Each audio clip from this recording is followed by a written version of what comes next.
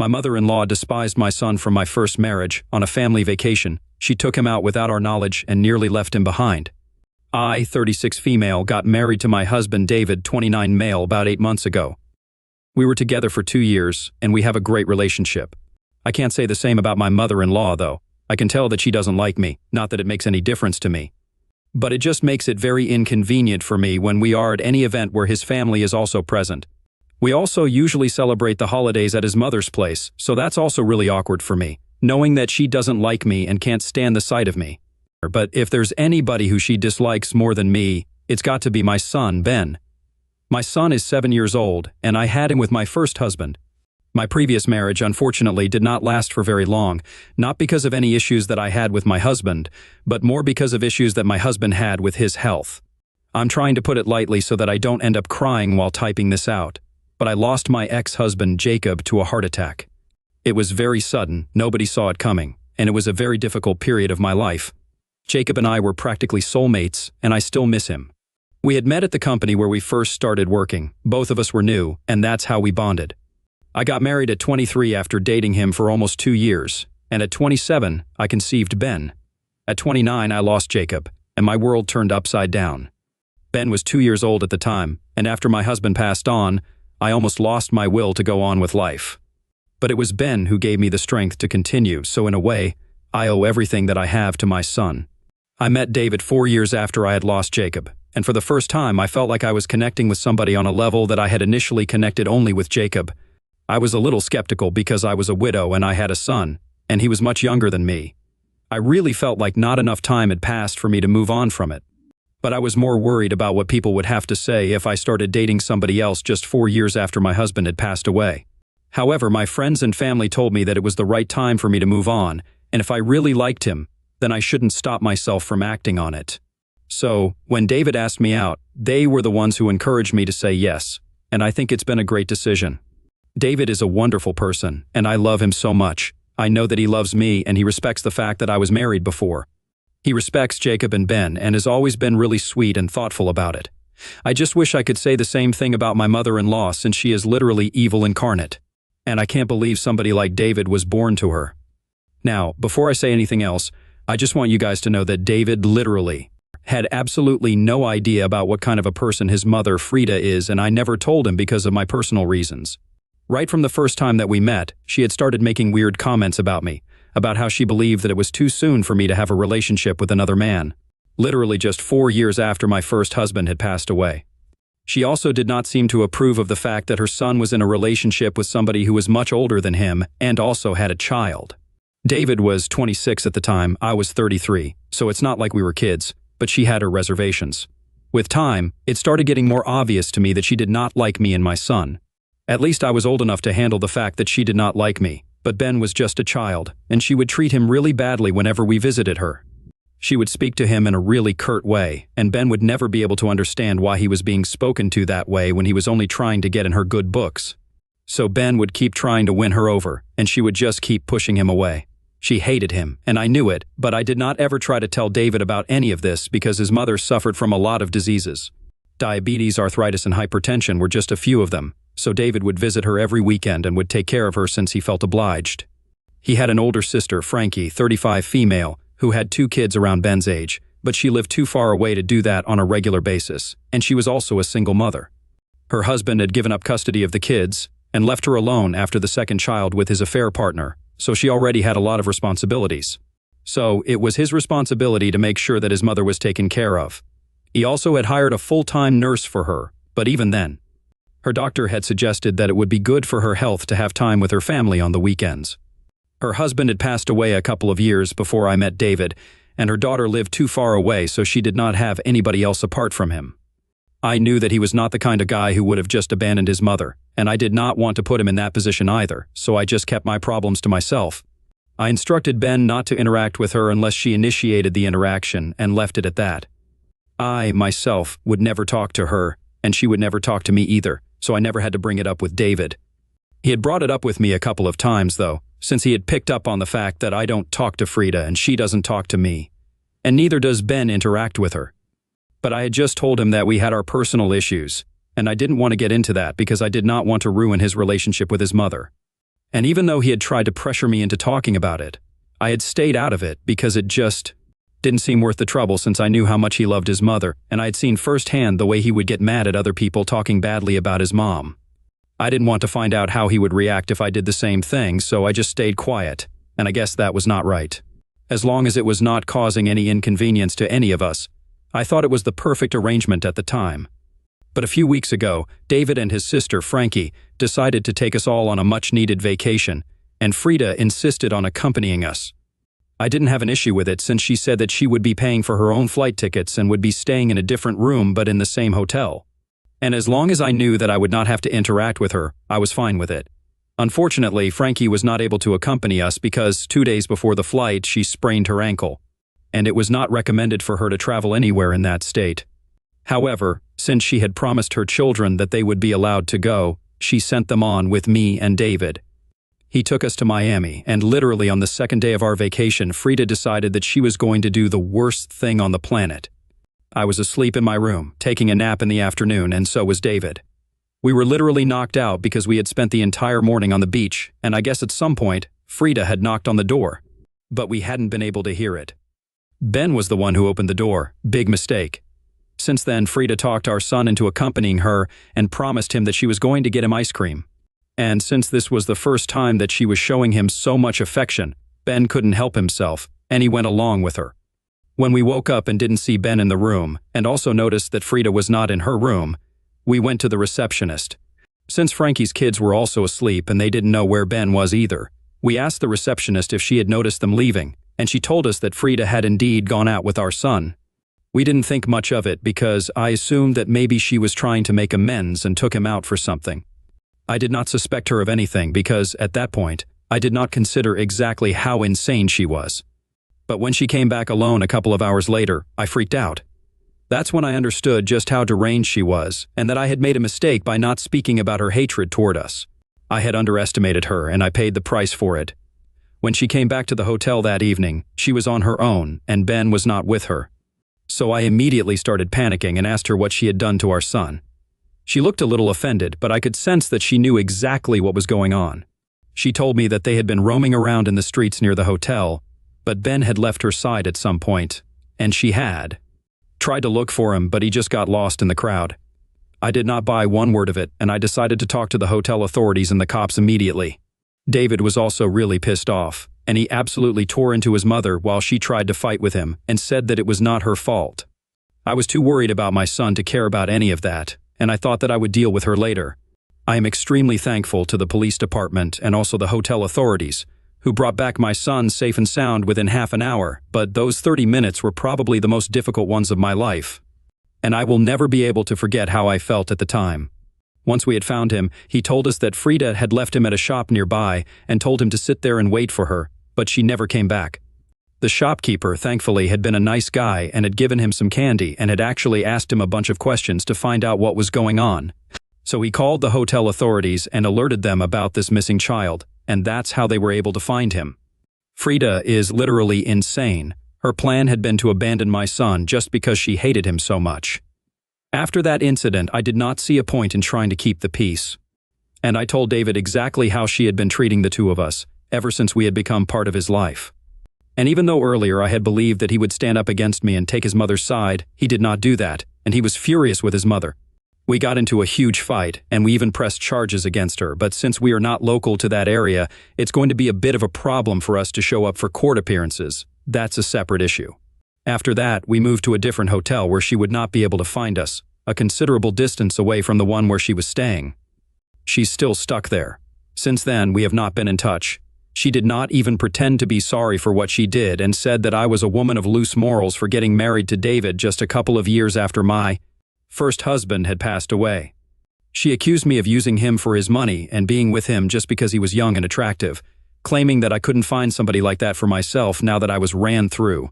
I'm not making it up right now. These are the exact words she used for me at the hotel, and I could tell that she had been waiting for an opportunity to say all this about me.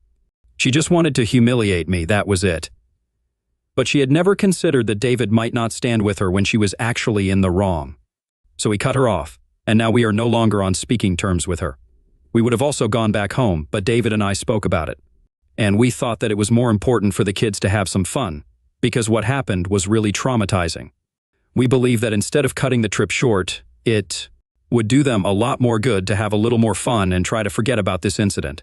However, the day after the incident took place, and we communicated that to Frankie, she hopped onto the very next flight and took her kids back home. She told us that she appreciated what we had done and really liked the effort, but she could not believe that something like this had happened and just wanted her kids near her. We understood what she meant, so we did not feel offended at all, and she went back home with her kids. She also told us that she was going to ban Frida from ever seeing her children again, because what she had done was just not okay, and she was still in disbelief over it. She had passed on the message to Frida as well through an email, and told her that if she ever showed up near her children again, then she would call the cops and get a restraining order against her. Now it has been 2 weeks since we returned from the trip, but David's behavior has been off. His mother is still in Miami and is in jail, and the trial is supposed to begin in a couple of days. He has been very distant ever since we came back from the trip, and yesterday I finally decided to confront him. He told me that he was upset not just because his mother was in trouble, but also because he felt like I did not trust him. He told me that he was upset that I had never told him about his mother's behavior with us, and he believed that if he had intervened in its early stages, things would have never turned out this way. I know that he didn't say it, and I know that he is kind of right in a way, but I also feel like he's trying to imply that if I had just told him how Frida had been acting with me and Ben, he would have been able to prevent this from happening, and it was kind of my fault that this was all happening. I don't know if that's what it is, but that's how it feels.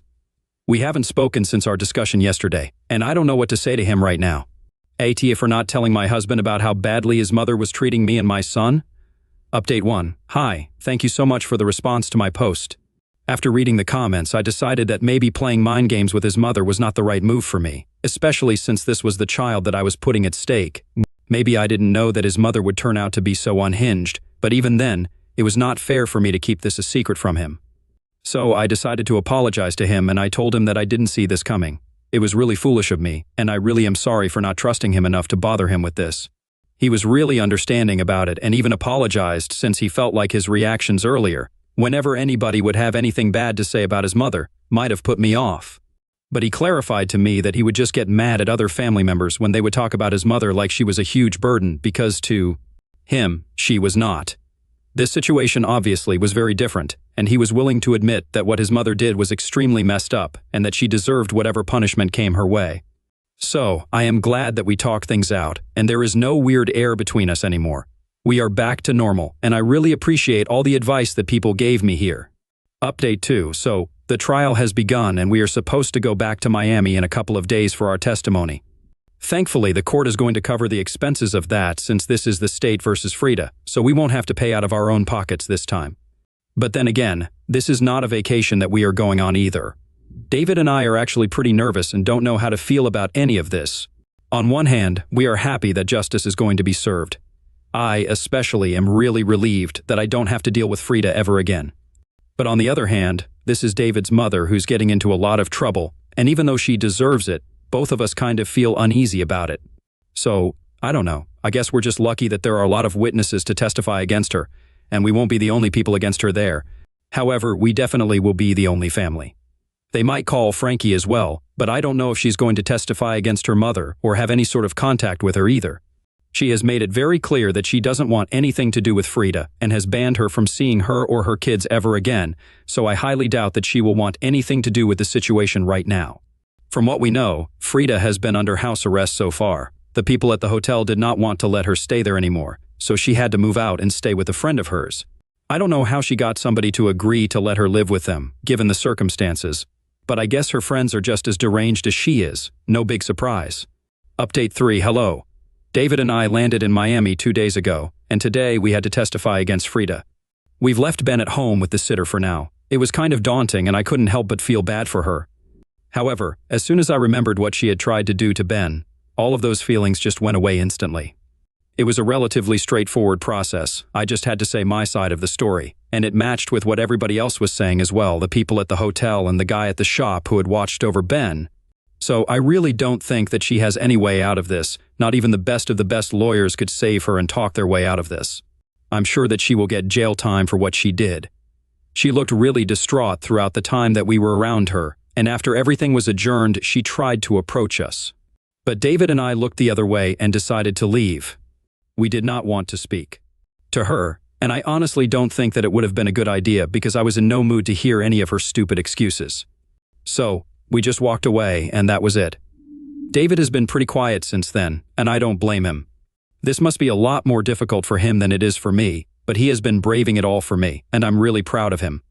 I am sure that it must not have been easy for him to stand up against his mother, but he still did it all for my sake and for Ben's. He chose to do the right thing rather than do the easy thing and try to come up with excuses for his mother's behavior, and I couldn't be prouder of the fact that I married such a man. Maybe a lot of people will think that this is a very insignificant thing and that everybody would stand up for this. It's not a big deal. I know how attached David was to his mom and how much he loved her, but even then, he chose to do what was right, and not a lot of people have the courage to do that. So, I have to give him credit where it's due. It was really brave and righteous of him. Update 4. It has been a while since we testified, and today the verdict was announced. Frida is going to jail for 1 year, but she might get out earlier if she behaves herself, and for her sake, I hope she does. We have also been thinking about filing a restraining order against her, but I think we will do that after she gets out of jail because while she's in there, there's no point in us doing that. So, for now, she's going to have to stay away from us and everybody else, whether she likes it or not. It's going to be pretty sad for her since she's going to be held in Miami jail, not here, so nobody will get to visit her, and I did not have any intention of visiting her either. But now, even the people who did like her are not going to be able to visit her. I just keep thinking about what exactly would have happened if that day Ben did not come back. And that makes me feel like everything that's happening to her, she deserves all that and worse. I don't feel any pity for her anymore, neither does David from the looks of it. When we were told that she would be going to jail, he just shrugged it off and said that he hoped this was a lesson for her. So I think that both of us will be just fine. Update 5. Hello. So it's been almost 7.5 months since Frida went to jail, and a couple of days ago, we received news that she would be let out for good behavior. It was not surprising since she had been charged with a third-degree felony, and we were surprised she even got any jail time at all. But anyway, David and I heard about that, and we knew that she was going to come back here. So we decided that we were going to file the restraining order we had talked about. So no matter what, my family and I are going to be safe from her, and even if she does try to get in touch with us and come near us, we are going to be able to call the cops and have her taken away yet. Again, I'm sure she would not like to experience that once more. We have already spoken to a lawyer, and in a couple of days we are going to file and start the process. We are still waiting for her to come back so we can figure out what to do. As of now, we have spoken to her neighbors, and they have told us the house is still empty and nobody has come back yet. So, until then, we are not going to do anything, because she might not even come back here, although I don't really know what she's going to do up there in Miami since she doesn't have any family there. And the only person that she has is a friend of hers, the person who had let her stay with her when she was under house arrest. And that's it, nobody else. But here, everybody knows about the little incident that took place and why she was missing for the past few months, so to save face, she might turn up a lot later. We don't know what's going to happen, but we have to stay prepared just in case. So, we have spoken to the lawyer, and if she turns up, we will file for a restraining order. That's the plan as of now. We have also told Frankie about it, and she has decided to do the same. So far, she had also been putting it off since Frida was in jail. And she did not think that it was important for us to file a protective order when the person that we were filing it against was already in prison, so there was no point to it. We have kept in touch since after the vacation, and she has been receiving updates on everything. I guess just like David, it's much easier for her to say that she doesn't care than to actually stop caring about her mother. However, both of them have enough compassion to realize that no matter what they feel toward their mother, she's not a good person, and she has to stay away from us. So, both of them are putting their family first, and I think it's the right thing to do.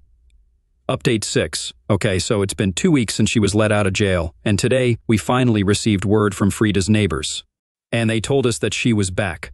She came back really late at night yesterday, and today they saw her roaming around in her garden, so naturally. The first thing that David and I did was to contact our lawyer and tell him that we had to start the process and file for a restraining order. It had been a really long time, so we had almost started to believe that she would probably not come back, but we were wrong. We also communicated this to Frankie and told her that she was back now so she could also take the necessary measures. We are trying not to say her name a lot around the house because we don't want Ben to remember any of that. Just to give you guys an update on how he has been doing, we started therapy for him after we came back from the trip, and he's been doing well so far. It seems that he barely even remembers what happened with Frida, so that's a good thing. Usually we want kids to remember important events, but this was not something that we would want him to have any memory of, honestly. But anyway, coming back to Frida, we spoke to our lawyer, and we were told that we have legitimate grounds for a protective order, especially for Ben, since what she tried to do to him was really reckless. She's already paid the price for that, but it doesn't hurt to take an extra precautionary measure, and that's what we are doing. We don't know about Frankie, though. We just hope that she succeeds in her endeavor as well, because, as of now, I don't think Frida can be trusted around anybody. What she tried to do back then was unhinged, and I still have not forgiven her for it. Maybe she has paid the price for it according to the courts and the law, but in my eyes she will never be forgiven. And that's just something that I'm sure of. For now, I'm just going to prioritize my family and make sure that they are doing all right, especially David, since I know that this is also going to be pretty difficult for him.